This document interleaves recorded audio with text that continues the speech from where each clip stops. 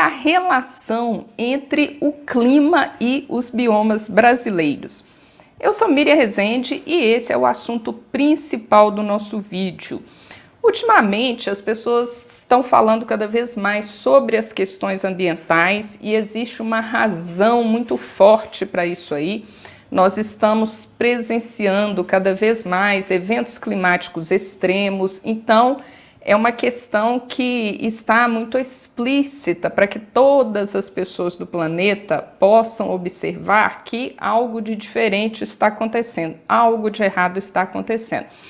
Então, meu objetivo aqui é trazer um pouco de informações para você, um pouco de conhecimento científico para agregar aí o que você precisa saber um pouco mais sobre essa realidade ambiental do planeta.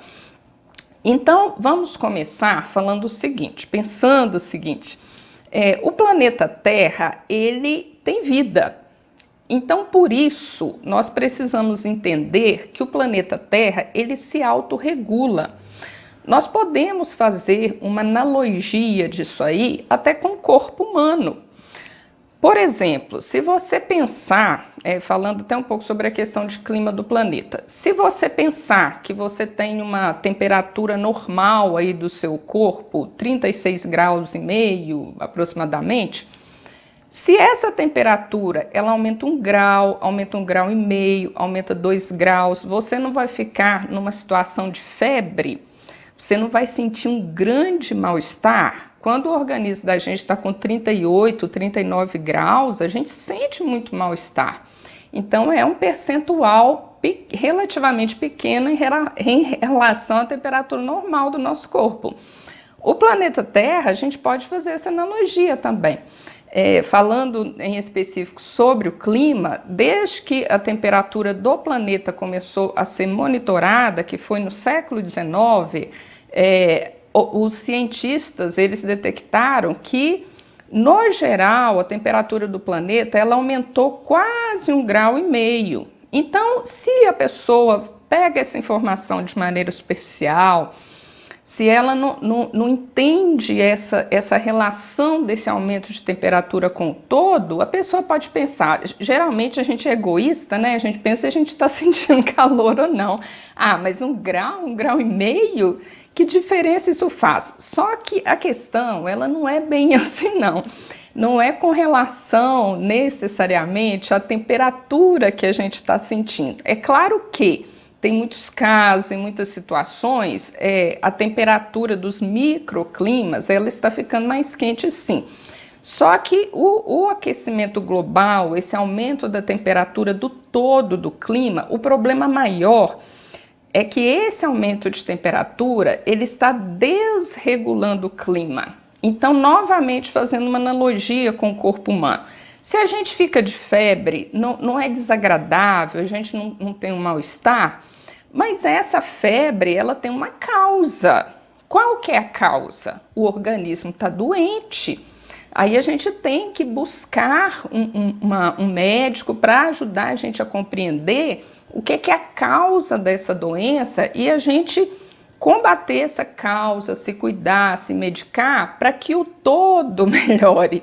Então, nós precisamos começar a treinar a ver o planeta Terra como um todo também. Então, nós fragmentamos a natureza, digamos assim, né, para a gente estudar, né, de forma didática. Então, a gente fala sobre o clima, a gente fala sobre os biomas. Quando nós falamos sobre o biomas, o que é um bioma? Ele não é uma interatividade entre alguns elementos. Que elementos são esses? Justamente o clima, o solo, a vegetação, a fauna, a hidrografia, né? Então, a relação entre esses elementos de um espaço em específico, com as suas características específicas, forma o bioma. Por isso, todos os elementos do bioma, eles são harmônicos, eles precisam estar funcionando de maneira equilibrada. Então, quando nós falamos da questão ambiental, nós estamos falando sobre saúde do planeta. E a gente pode sim fazer analogia com a nossa saúde. Qual que é o conceito de saúde? Não é um equilíbrio de todo ser, de todo organismo, o equilíbrio físico, mental, emocional, espiritual. Então, o planeta Terra também precisa estar equilibrado. Se a gente altera algum componente do planeta Terra, o planeta começa a se autorregular, ele dá respostas. Então, por isso que nós estamos presenciando alguns eventos climáticos extremos, tá? Mas vamos lá, vamos entender de uma forma um pouco mais técnica essa questão aí. Então, eu já te falei que o bioma ele é composto por vários elementos da natureza, dentro de um espaço em específico. Vamos entender um pouco melhor agora o clima. O que é o clima? O clima, eles são as condições habituais da atmosfera em um determinado lugar. Então, o clima, ele tem uma certa previsibilidade. É diferente de tempo meteorológico, tá? Porque o tempo é a condição momentânea. E tanto o clima quanto o tempo, ele tem 3 elementos, que são temperatura, umidade e pressão atmosférica. A gente é mais explícito para a gente temperatura e umidade, mas eu vou falar um pouquinho da questão de pressão atmosférica também. Então, para nós, o que a gente pensa no nosso dia a dia, na nossa vida comum? Se está quente ou se está frio, se está úmido ou se está seco. Então, o básico para a gente é isso aí, né? E aquelas condições momentâneas falam do tempo. Hoje o tempo está quente, hoje o tempo está frio, hoje o tempo está úmido, tá? Então, ela é um momento exato. Agora, o clima, ele é um hábito, é uma condição habitual. Então, existe uma certa previsibilidade.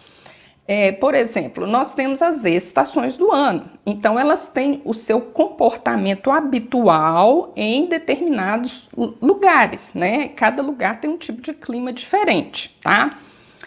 Aí, por que o clima tem essas condições habituais e também por que o tempo muda de um dia para o outro? Isso acontece por causa da dinâmica das massas de ar. E tudo isso está acontecendo na atmosfera, né? Então, o que é a atmosfera? A atmosfera, ela é a camada gasosa que envolve o planeta Terra. Só que essa atmosfera, ela tem camadas.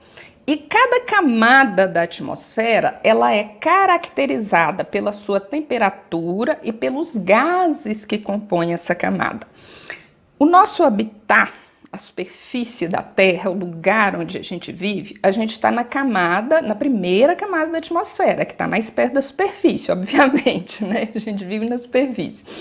Então, nós estamos numa camada que se chama troposfera, e ela é muito fininha e muito sensível também, né? Então, essa camada, a troposfera, ela é a que tem uma grande quantidade de oxigênio, ela tem o nitrogênio, tá? E ela tem aproximadamente 75% da massa de ar de toda a atmosfera. Ela tem uma média aí de uns 12 quilômetros de altitude, então é pouca coisa. E as massas de ar, elas se movimentam na troposfera, elas se movimentam rente à superfície. A massa de ar, ela tem uma característica de temperatura e de umidade, ou seja, uma massa de ar, ela pode ser quente ou fria, ser seca ou úmida. E essas massas de ar, elas têm um lugar certo na superfície da Terra, que elas têm o hábito de se formar. E elas têm a direção habitual também. Então, é com base nessa realidade que os meteorologistas, os climatologistas estudam toda essa estrutura e fazem a previsão do tempo. Agora, por que essas massas de ar se movimentam? É por causa da alta e da baixa pressão atmosférica. Uma pressão alta, ela vai empurrar uma massa de ar. Uma pressão atmosférica baixa, ela vai receber massa de ar. Então, isso que faz o tempo mudar. Agora, o que isso tem a ver com o bioma, né? A proposta do vídeo é falar da relação entre o bioma e toda essa dinâmica aí. Bem, cada bioma tem a sua vegetação em específico, tem a sua hidrografia em específico. Então, se nós estamos falando que um dos principais elementos do clima é a umidade, esse bioma ele vai trocar umidade com o ar. O bioma ele faz parte do ciclo da água e da temperatura do planeta também.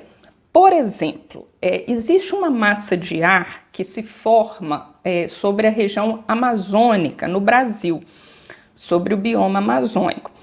Essa massa de ar, inclusive, ela é uma exceção na regra, porque é uma massa de ar que se forma em cima do continente. Por que ela é exceção?